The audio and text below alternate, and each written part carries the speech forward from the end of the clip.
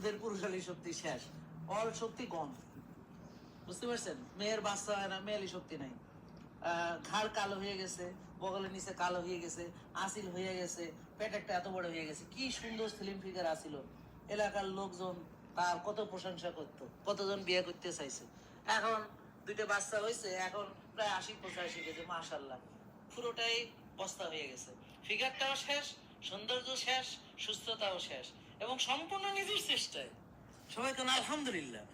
হ্যাঁ, নিজের চেষ্টা, অন্য কেউ এসে করে দেন। ওই ওই ওজন তার সম্পূর্ণ চেষ্টা, যে খাইছে, তারপরে টেনশন করছে, তারপরে রাত জাগছে, নিজেকে সময় দেয় নাই, নিজের যত্ন নেয় নাই, নিজের ফিগারের যত্ন নেয় নাই, নিজের চেহারার যত্ন নেয় নাই, নিজের জন্য একটু যে সময় বের করে ব্যায়াম করবে সেই সময় বের করে নাই, আর্লি একটু ঘুমাবে সেই চেষ্টা করে নাই, ভোরে উঠলেও আবার শুয়ে ঘুম গেছে গা।